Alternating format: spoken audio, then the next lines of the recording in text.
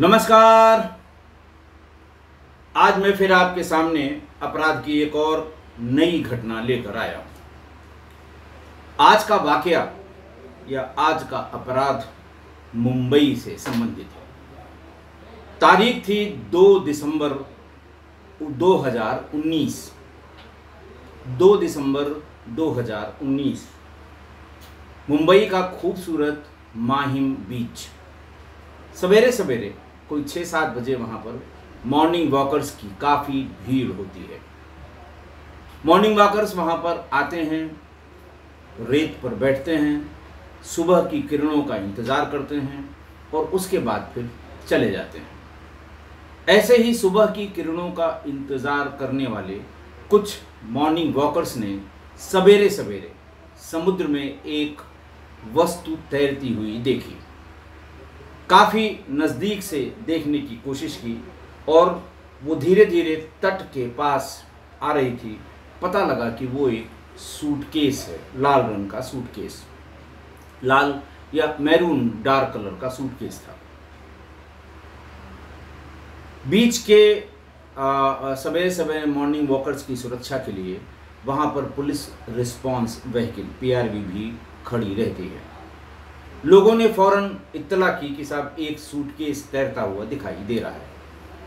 Police आ गई, भीतर मछुआरों को भेजकर दाखिल कराकर और उस सूटकेस को निकाला गया। सूटकेस को जैसे ही खोला गया उसमें हाथ का एक टुकड़ा, पैर का एक टुकड़ा और एक मेल के प्राइवेट पार्ट्स और कुछ कपड़े रखे हुए थे। भीड़ लग गई। एक हाथ, एक पैर और कुछ कपड़े। पुलिस ने उस कपड़े, उस अटैची या उस सूटकेस और कटे हुए उन दोनों अंगों से कोशिश की कि कुछ उनको मिल जाए। कुछ नहीं मिला। हाथ और पैर के उस टुकड़े को उसका पंचनामा करके उसे पोस्टमार्टम के लिए भेज दिया और बाकी सामान जो उसमें मिला था वो लेकर पुलिस थाने पर पहुंच गई। अगले दिन अखबारों में इसका बड़ा हल्ला हुआ।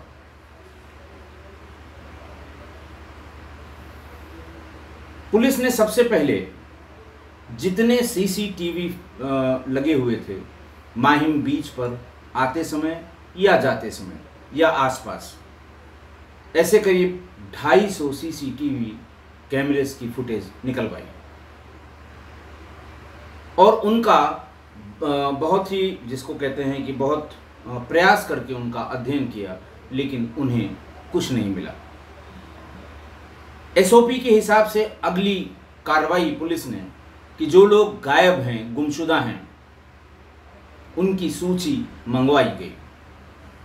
मुंबई के तमाम जितने भी थाना क्षेत्र हैं, जितने भी डिस्ट्रिक्ट्स हैं, सब पे वायरलेस करके ये सूचना मांगी गई कि पिछले 10-12 दिनों में, क्योंकि कटे हुए अंगों से ये तो समझ में आ रहा था कि ये बहुत दिन की लाश या बहुत दिन का ये टुकड़ा नहीं है, ये बहुत ज़्यादा से ज़्यादा होगा, 10 दिन का होगा। 10 दिन में गायब, गुमशुदा, अनजान, गुमनाम, इस तरह की अगर कोई सूचना थानों पर है तो वो दी जाए। 2-3 दिन में मुंबई, आप समझ रहे हैं, महानगर है, बहुत बड़ा शहर है और इस तरह से तमाम बच्चे आना जाना, लोगों का आना जाना, कहीं चले जाना और घर वालों का गुमशुदगी लिखवा देना बहुत ही सामान्य सी बात है। बहुत बड़ी संख्या में गुमशुदा रिपोर्ट्स के बारे में थाने को जानकारी दी गई, माहिम को। पुलिस ने एक एक करके उनका परिशीलन करना शुरू किया, लेकिन मिले हुए मानव अंग, चूंकि ये पता हो गया था कि ये मेल बॉडी है, उसमें मेल प्राइवेट पार्ट्स भी काट के रखे हुए थे, इसलिए केवल मेल जो गुमशुदा व्यक्ति थे उनसे कोशिश की गई मिलान करने की। एक एक के बारे में पता किया गया। एक एक की, चूँकि आजकल FIR या गुमशुदगी सब में मोबाइल नंबर लिखे जाते हैं, सूचना देने वाले के। एक बड़ी टीम लगाकर एक एक करके सबसे बात की गई, लेकिन उसमें कोई रिजल्ट, कोई नतीजा नहीं निकला।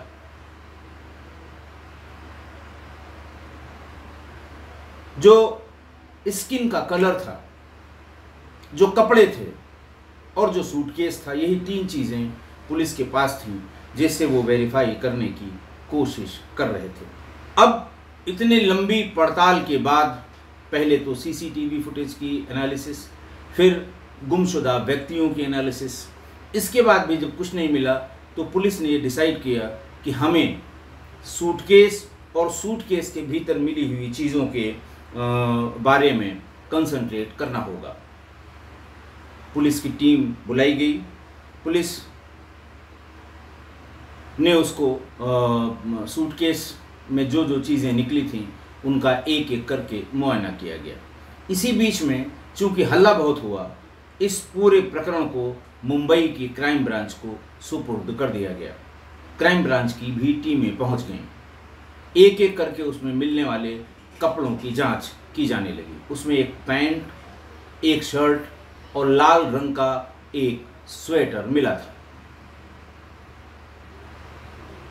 वो हाथ और पैर के कटे हुए भागों पर लपेट कर रखा गया था। ऐसा लगता था कि जैसे ताजे कटे हुए अंगों में खून रिस रहा था। उस खून को रोकने के लिए या उनका वो बाहर न निकलें, उसको सुखाने के लिए, उसको सोखने के लिए ये कपड़े लगाए गए थे। पुलिस को एक आशा की किरण दिखाई पड़ी। पैंट रेडीमेड थी, इसलिए उससे कुछ भी, पैंट की जेब में कुछ नहीं था, पैंट में किसी तरह के निशान नहीं थे। पैंट में जो वॉशरमैन के यहाँ अगर आप भेजें तो सफ़ेद रंग की एक छोटे से एक कपड़े के टुकड़े में कुछ वो अपना नंबर लिख देते हैं ताकि उनको पता हो कि ये किस कस्टमर का है, ऐसा भी कुछ पैंट में नहीं मिला। लेकिन शर्ट में पीछे की तरफ यहाँ ज़्यादातर सिलाए हुए कपड़ों में टेलर अपना मार्क लगा देते हैं। शर्ट पे लिखा हुआ था अल्मो मेंस वियर, और ये किसी टेलर की यहाँ सिलवाई हुई शर्ट थी। अल्मो मेंस वेयर का पता करना भी बड़ा कठिन काम था।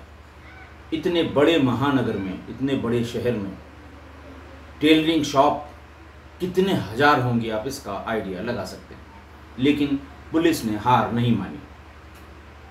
सभी थानों को वायरलेस करके जो उनके बीट के कांस्टेबल्स और सब इंस्पेक्टर्स थे, उनको ये इंस्ट्रक्शन दिए गए कि एल्मो मेंस वेयर नाम की अगर कोई सिलाई कपड़े दर्जी की दुकान है या सिलाई करने वाले की दुकान है तो उसके बारे में बताया जाए। चौथे दिन ये पता लग गया कि ये अल्मो मेंस वेयर ये कुर्ला पश्चिम में बेलगामी रोड पर एक दुकान है। पुलिस को कुर्ला थाने से जैसे ही ये इंफॉर्मेशन मिली, वो शर्ट लेकर क्राइम ब्रांच की एक टीम उस दर्जी की दुकान पर गई।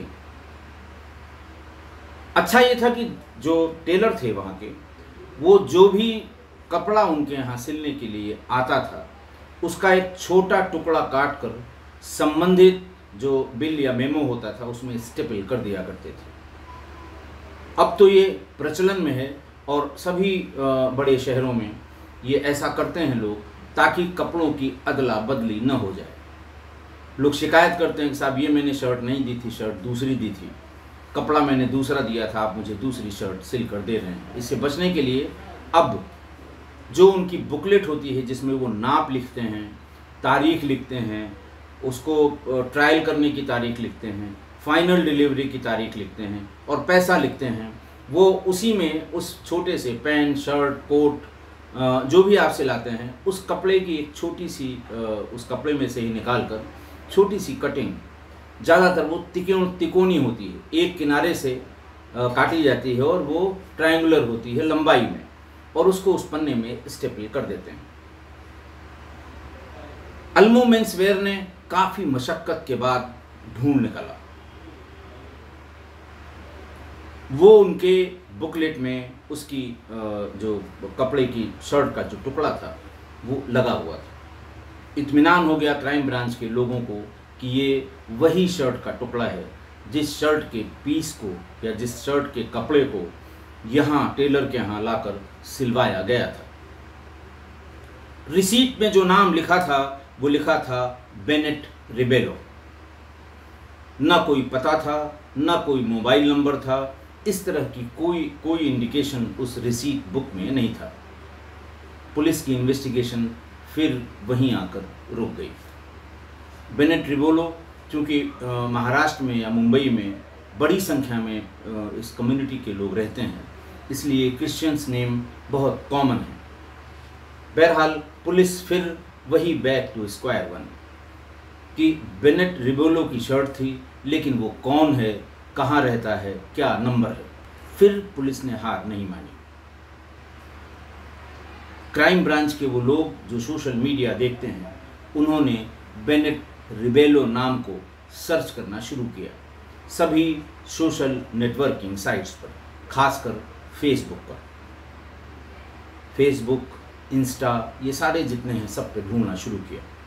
फेसबुक पर बेनेट रिबेलो नाम के करीब 55 आईडीज उस पर मिल गई। देखिए, चूंकि बहुत अनकॉमन सा नेम है, इसलिए इस आईडी की संख्या कम थी। 55 ही मिली उन्हें, जिनमें एग्जैक्टली यही बेनेट रिबेलो नाम लिखा हुआ था। अलग अलग फ़ोटो थी, अलग अलग पोस्ट थी, अलग अलग डिस्क्रिप्शन थे।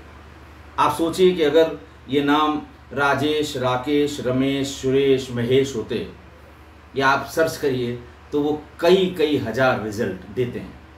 लड़कियों में अगर रिया, टिया, अंजू, मंजू, पिंकी, रिंकी ये नाम होते, ये भी कई हज़ार रिजल्ट्स देते हैं और फिर इनको ढूंढना मुश्किल हो जाता है। बहरहाल उन 55 आईडीज़ को एक एक करके क्राइम ब्रांच के लोगों ने देखना शुरू किया। हर एक की हर पोस्ट को देखा जाने लगा। तभी अचानक बेनेट रिबेलो नाम की आईडी की एक पोस्ट में एक व्यक्ति वही लाल रंग का स्वेटर पहने हुए दिखाई पड़ा जो सूटकेस में बरामद हुआ था। अब फिर आशा जगी कि ये बड़ा काम हो गया और ये जो इसमें इस आईडी में जो ये लाल रंग का स्वेटर है, ये वही है जो हमें सूटकेस में कटे हुए हाथ और कटे हुए पैर के साथ मिला है। उस शख्स की तमाम फोटोग्राफ में वो टी शर्ट या हाफ शर्ट पहने हुए दिखाई पड़ा, जिससे अंदाज़ा लगा कि ये वही शख्स होगा और नाम भी बेनेट रिबेलो उस पर लिखा हुआ था। तमाम पोस्ट थी उसमें और उसको देखने से ये लगता था कि ये आदमी कोई म्यूजिशियन है, म्यूज़िक से इसका कोई रिश्ता है, टीचर भी है। ढूंढते ढूंढते एक पोस्ट ऐसी भी मिली 2 साल पुरानी, जिसमें एक फंक्शन की फ़ोटो थी जिसमें बेनेट रिबेलो ने एक राजनीतिक पार्टी ज्वाइन की थी। ज्वाइन करते ही उसके गले में एक कार्ड डाला हुआ था जिसमें ज्वाइनिंग का समय और पार्टी का नाम ये सब दिए हुए थे। उसको जूम करके देखा गया तो उसमें बेनेट रिबेलो का नाम, पता और मोबाइल नंबर भी अंकित था। ये बड़ी भारी लीड थी। पुलिस महीनों से परेशान हो चुकी थी। पुलिस ने वो पता जो उसमें लिखा हुआ था वो देखना शुरू किया। वो सेंटा क्रूज ईस्ट के कलीना विलेज का पता था। पुलिस सेंटा क्रूज ईस्ट के कलीना विलेज में दिए हुए पते पर पहुंची। मकान में ताला बंद था। फिर ऐसा लगा कि इन्वेस्टिगेशन फिर यहीं आकर रुक जाएगी। फेसबुक पोस्ट से 50 फोटोग्राफ निकाली गई थी, क्राइम ब्रांच के लोगों ने निकाली थी। इत्मीनान से बैठकर उस फ्लैट के आसपास के लोगों को वो फोटोग्राफ दिखाई गई। वैसे तो महानगरों में ऊपर के फ्लैट में रहने वाले का नीचे के फ्लैट वाले को पता ही नहीं होता, अगल बगल वालों को पता नहीं होता, और दूसरा लोग झंझट से बचने के लिए कह देते हैं कि साहब मैंने इनको नहीं देखा। लेकिन ज़्यादा मेहनत करने पर यह पता लग गया कि जी हाँ, ये यहीं रहते थे, लेकिन पिछले 1-2 महीने से ये यहाँ दिखाई नहीं दे रहे हैं। ये पूछा गया कि घर में आखिर कौन कौन था। पड़ोसियों ने और मोहल्ले वालों ने ये बताया कि इनके साथ इनकी एक गोद ली हुई बेटी भी रहती थी, जिसका नाम आराध्या पाटिल उर्फ रिया बेनेट रिबेलो है, और उसकी उम्र 18-19 साल है। खूबसूरत है और ऐसा लगता है कहीं मॉडलिंग का भी काम करती है। जब रिबेलो का कतई पता नहीं लगा तो पुलिस ने अपना जो उसकी फॉर्मेलिटीज़ हैं, फॉर्मेलिटीज़ को पूरा करके मकान का ताला तोड़ दिया।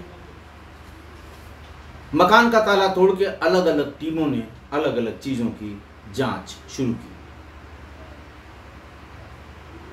काफ़ी खोजबीन के बाद उसमें एक डायरी मिली, जिस पर आराध्या पाटिल उर्फ रिया रिबेलो लिखा हुआ था, रिया बेनेट रिबेलो।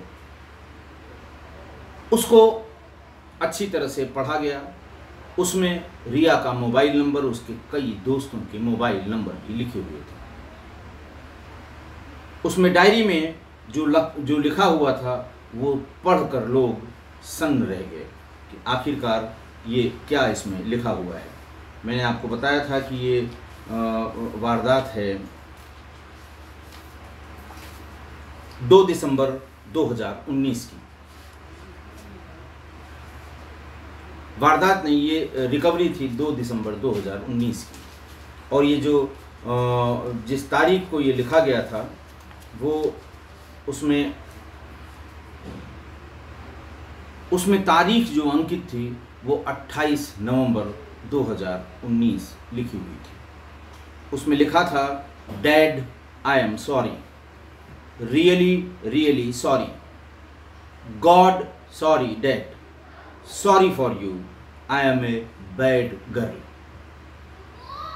आगे लिखा था कि कैसे जिसने घर पर रहने दिया उसी को मैंने मार दिया, जिसने परवरिश की उसी को मैंने मार दिया, sorry for that, sorry sorry sorry.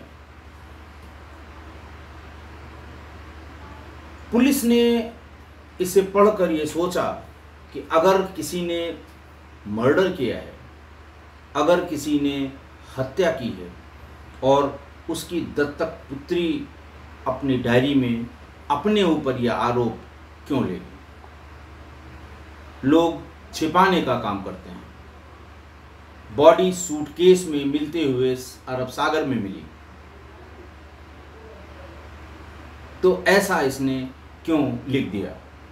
बहरहाल उसका जो नंबर था उसको पुलिस ने डायल किया, वो फ़ोन नंबर बंद मिला। दोस्तों के फ़ोन नंबर पे बात करके पुलिस वालों ने उसका नया नंबर ले लिया। ये सबूत पुलिस के लिए नाकाफ़ी था। देखिए, सबूत के बारे में मैं बता चुका हूँ कि सबूत मुट्ठी में बंद रेत की तरह है। जब तक आप उसे पकड़े रहेंगे वो इकट्ठा रहेगी, सॉलिड रहेगी। जैसे ही हाथ ढीला हुआ वो सरक के सब इधर उधर तितर बितर हो जाएगी। हम तब तक किसी भी किस्से कहानी को या किसी बात पर तब तक उसका यकीन नहीं करते जब तक मुलजिम मिल न जाए, मुलजिम इसको कन्फेस न कर ले और उसके कन्फेशन को इंच बाय इंच हम वेरीफाई न कर लें। संशय था सबके दिमाग में कि लड़की आखिर क्यों ऐसा लिखेगी, क्यों वो अपने इतना इमोशनल लाइंस लिखेगी कि जिसने परवरिश की, जिसने रहने का सहारा दिया, मैंने उसकी हत्या कर दी। और फिर बार बार सॉरी उसी के लिए, अपने उस कर्म के लिए, अपने उस कृत्य के लिए सॉरी बोल रही है। इसलिए पुलिस बहुत ज़्यादा कंफर्म नहीं थी कि हमें हत्यारा मिल ही गया। बहरहाल नए नंबर मिलने के बाद जब उसकी लोकेशन ली गई तो वो घाट कोपर की लोकेशन निकली। पूरी क्राइम ब्रांच घाट कोपर पहुंच गई। तरीके होते हैं ये पता करने के कि वो कहाँ हैं, क्योंकि इतनी डेंसिटी है, पॉपुलेशन डेंसिटी मुंबई में, कि एक टावर के एक सेल पर कम से कम 1000 घर होंगे, इसलिए उसको ढूंढना मुश्किल होता है। तो उसके जो तरीके हैं कि साहब उस नंबर पर फ़ोन किया और ये कहा कि आपका पार्सल आया है, ये कहा कि आपका सामान आया है, ये कहा कि आपने जो ऑर्डर किया था उसकी डिलीवरी करने के लिए मैं आया हूँ, मैं कहाँ पहुँच जाऊँ, सिर्फ इसमें मोबाइल नंबर दिया हुआ है। बहरहाल वो इस चक्कर में फंसी, उसने अपना एड्रेस बता दिया। पुलिस ने उससे पूछताछ शुरू की। पुलिस ने उससे पूछा कि आपके पिता हैं बेनेट रिबेलो? उसने कहा जी मेरे फादर हैं। कहाँ हैं? उन्होंने कहा कुछ दिनों के लिए विदेश गए हैं, कोई म्यूज़िक कंसर्ट है उसमें पार्टिसिपेट करने के लिए। फिर पुलिस ने वो डायरी निकाली। डायरी के शुरुआती पन्नों में लिखी हुई चीज़ों को पूछा कि ये तुम्हारी हैंडराइटिंग है या किसी और की। घबरा गई, उसने कहा मेरी हैंडराइटिंग है। तब उसकी वो इमोशनल लाइंस भी उसको दिखाई गई। वो देखते ही रिया रिबेलो टूट गई, रिया बेनेट रिबेलो। पुलिस को ज़्यादा मशक्क़त नहीं करनी पड़ी पूरी बात समझने के लिए। जब वो टूट गई तो तमाम महिला पुलिस अधिकारियों की उपस्थिति में उसने घटनाक्रम बताना शुरू किया।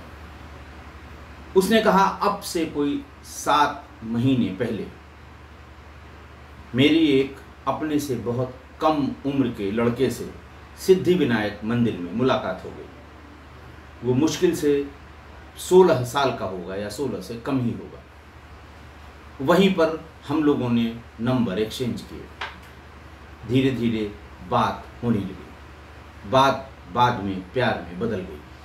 हम लोग अलग अलग जगहों पर मिलने लगे और कन्वर्सेशन के दरमियान रिया ने ये बताया कि जो मेरा पिता है, जो मेरा बाप है, वो मेरा सगा बाप नहीं है। मैं उसकी गोद ली हुई बेटी हूँ। गोद लेने का जो कॉन्ट्रैक्ट उन्होंने साइन किया था वो भी मेरे पास है। मैंने पढ़ा है जिसमें ये लिखा था कि मेरी पढ़ाई लिखाई, खाने पीने और परवरिश, रिहाइश की सारी जिम्मेदारी बेनेट रिबेलो की है। लेकिन मैं जैसे ही 16-17 साल की हुई वो मुझे सेक्सुअली एब्यूज़ करने लगे। मैं इससे बहुत परेशान हो गई हूँ। फिर लड़के ने और डिटेल पूछनी शुरू की, क्या करते हैं, कैसे करते हैं, क्या उनकी रूटीन है। और मैं धीरे धीरे ये सारी बातें उनको बताती गई। इतना गुस्सा उसके अंदर भर गया कि उसने कहा कि तुम माफ़ कर सकती हो, मैं उसे कभी माफ़ नहीं करूँगा। और हम लोगों ने 23 नवंबर 2019 को उसको रास्ते से हटाने का प्लान बना लिया। लेकिन उस रात वो बहुत देर से आया और मुझे घर वाले बार बार बुला रहे थे। मैं घर चला गया। 26 नवंबर को मैं शाम को ही आकर बैठ गया। थोड़ी देर में रिया के फादर बेनेट रिबेलो आ गए। उनका वेट करते करते मैंने उसको, रिया को ये बता दिया था कि आते ही तुम मेरे सामने ये कहना कि तुमने मेरे साथ क्या क्या किया है, मैं भी कंफर्म हो लूँ कि तुम जो बता रही हो वो सही है कि गलत है। इतना उसे भरा कि जैसे ही बेनेट भीतर घुसा वैसे ही रिया ने बेनेट के 2-3 तमाचे जड़ दिए और ये कहा कि तुमने मेरे साथ जो किया मेरी जिंदगी बर्बाद कर दी। तुमने पिता की तरह का कोई व्यवहार नहीं किया। बेनेट को समझने में देर नहीं लगी कि ये जो लड़का इसके साथ है इसकी कुछ न कुछ इसी की बात है या इसी की वजह से वो ऐसा कह रही है। पास में रखे हुए गिटार को उठाकर उसने लड़के के सिर पर मारने का जैसे ही प्रयास किया, रिया ने पीछे से अपने पिता के सर पर एक डंडे से, भारी डंडे से, बेंत था बेसिकली वो, उससे सिर पर प्रहार किया। वो गिर पड़े। उसके बाद रिया और उस लड़के ने मिलकर उन्हें बुरी तरह से पीट के सिर पे इतने वार किए कि वो अनकॉन्शियस हो गए। दोनों उसे लेकर, उसे पकड़कर, उसे उठाकर किचन में ले गए। उनका पर्पस था कि किचन में अगर कोई शार्प एज्ड वेपन हो, चाकू हो, तो उससे इसका काम कर दिया जाए। किचन में ले जाते ही इन दोनों ने महसूस किया कि इसकी सांसें अभी चल रही हैं। मच्छर मारने वाला या मक्खी मारने वाला या कॉकरोच मारने वाला जो स्प्रे होता है वो उसके नाक में डाल कर और बाद में उसे पूरा खोलकर, मुंह खोलकर वो पूरा का पूरा जो इंसेक्टिसाइड था वो उसके मुंह में उड़ेल दिया और वेट करते रहे कि ये कब मर जाएगा। करीब 1.5 घंटे बाद उन्हें लगा कि ये मर चुका है, लेकिन सिर पर इतनी चोट थी कि उसको ब्लीडिंग हो रही थी। उसे फौरन उठाकर ले गए और बाथरूम में पानी चलाकर छोड़ दिया कि जो कुछ भी ब्लड निकलना हो निकल जाए, आसपास कहीं न लगा रहे। किचन की अच्छी तरह से दोनों ने मिलकर सफाई की कि एक बूंद ब्लड भी कहीं दिखाई न पड़े। पहले थोड़ा सा उसमें सोप या साबुन डाल के साफ़ किया, फिर फिनाइल डाल के साफ़ किया और इस बीच में पूरी रात पानी चलाकर, पानी पूरी दिन पूरी रात तो नहीं, टाइम होता है मुंबई में, जितनी देर तक पानी आया उतनी देर तक उस बॉडी को नल के नीचे रखे रहे, सवेरे होने का इंतज़ार करते रहे। इस बीच में वो अपने घर चला गया। घर से बार बार फ़ोन आ रहा था। सवेरे ही फिर वो आ गया। दोनों मिलकर बाज़ार गए। बाज़ार से 4 बड़े बड़े चाकू खरीद कर ले आए। घर में पहुंचकर कमरा बंद किया और बाथरूम में पहुंचकर उसके अंग काटने लगे।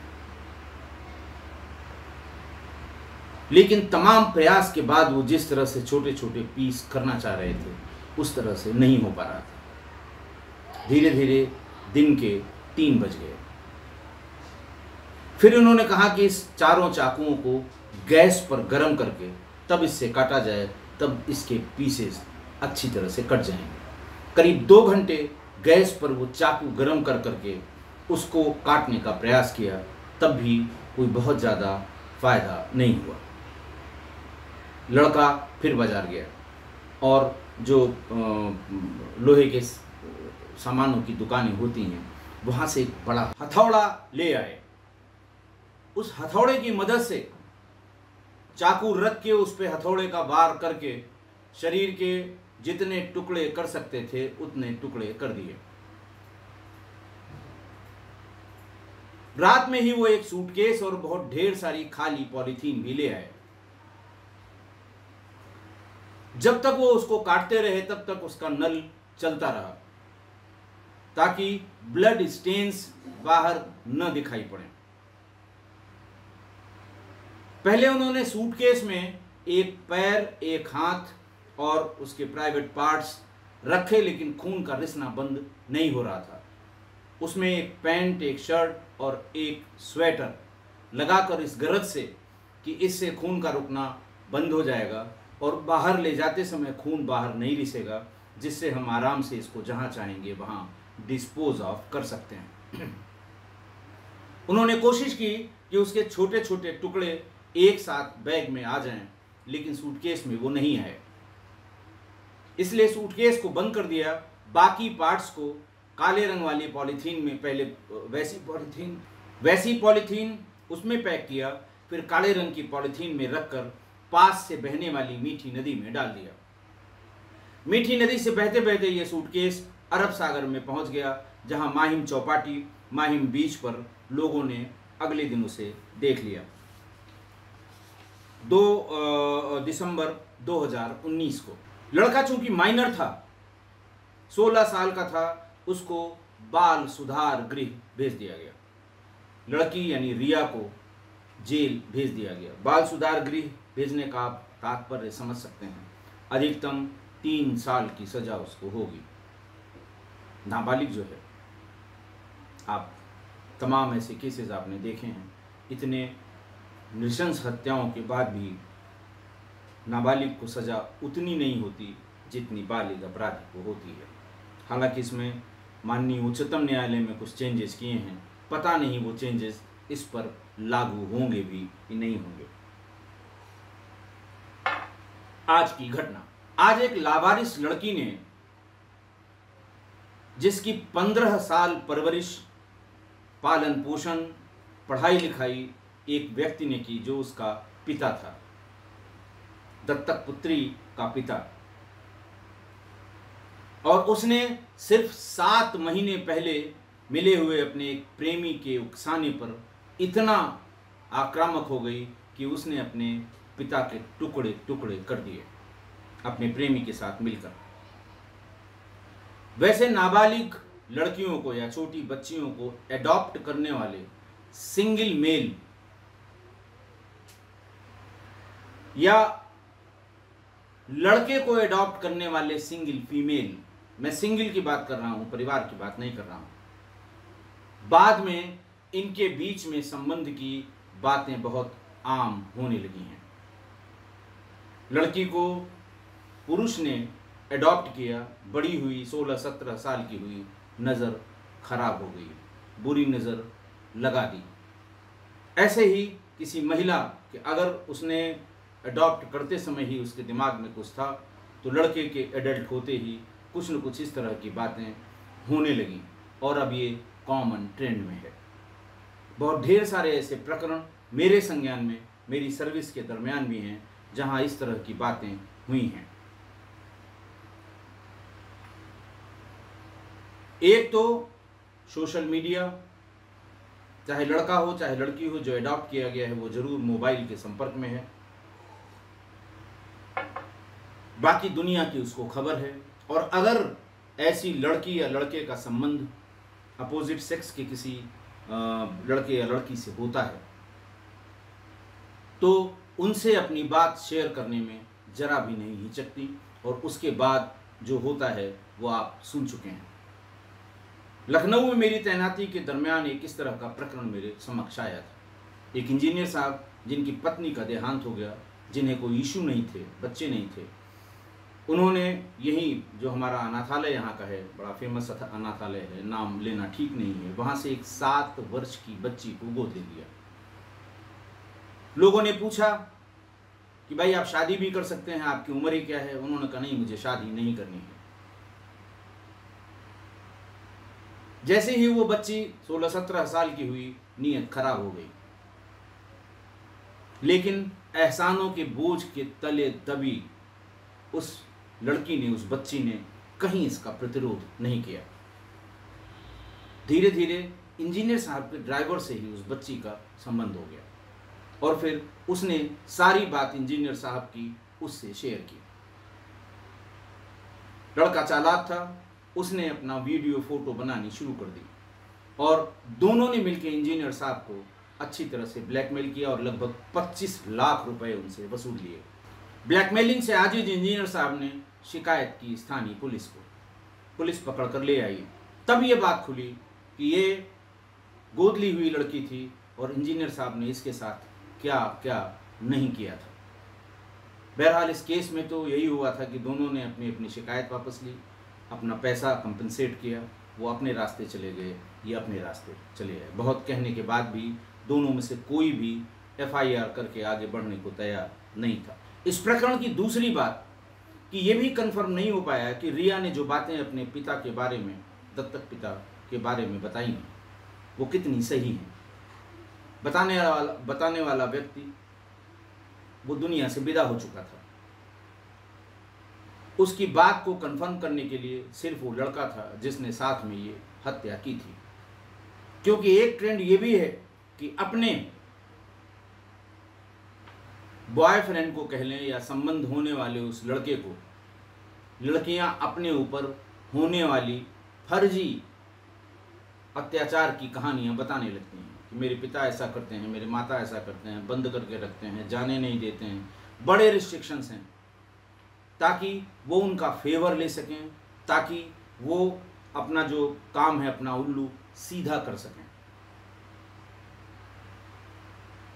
इन दोनों में कौन सी बात रिया बता रही थी, कौन नहीं बता रही थी, ये कहना बहुत मुश्किल है। लेकिन अपने एक्सपीरियंस से एक बात मैं जरूर बता दूं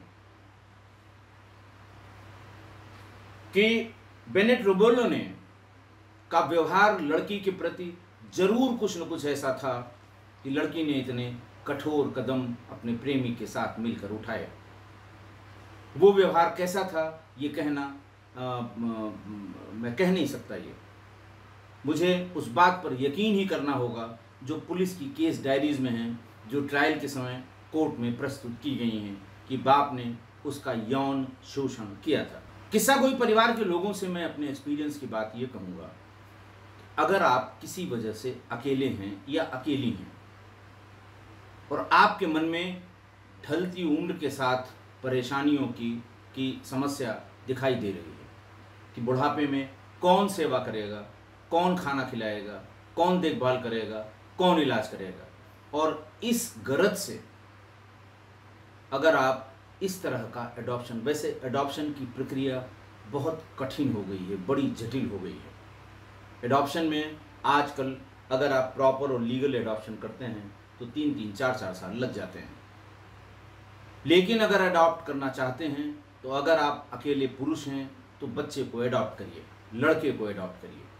अकेली महिला हैं तो लड़की को अडॉप्ट करिए। इन सब चक्रों से बचेंगे और अच्छा होगा कि ये एडॉप्शन की प्रक्रिया आप परिवार के, रिश्तेदार के, दूर के रिश्तेदार के, जानने वाले के किसी बच्चे को अडॉप्ट करके करें, पूरी करें इस प्रक्रिया को। लेकिन इतना जरूर ध्यान रखें कि अगर आप सिंगल मेल हैं तो मेल बच्चे का ही एडॉप्शन करें, सिंगल फीमेल हैं तो फीमेल बच्ची का ही एडॉप्शन करें। बात की झंझट से आप मुक्त रहेंगे। कब आप पर क्या आरोप लग जाए ये भगवान ही जानता है। इसलिए ऐसा कतई न करें। जहाँ जहाँ ऐसा हुआ है वहाँ समस्याएं तो तब भी आती हैं, क्योंकि बच्चे के मन में जब भी उसको पता लगता है तो ये बात आ जाती है कि ये मेरे रियल माँ या रियल बाप नहीं है। और अगर कोई समझाने वाला मिल गया फिर तो वही होता है जो इस केस में हुआ है। लेकिन फिर भी कम से कम आप पर इस तरह के ओछे, छिछोरे और गलत आरोप नहीं लगेंगे। मैं आरोप इसलिए कह रहा हूँ कि कोई अगर ऐसा करता है तो इसमें तो ये दोष सिद्ध है इन्वेस्टिगेशन में कि पिता ने उसके साथ यौन शोषण किया था। आशा है आप मेरी बात से सहमत होंगे। आज के लिए इतना ही। बहुत बहुत धन्यवाद।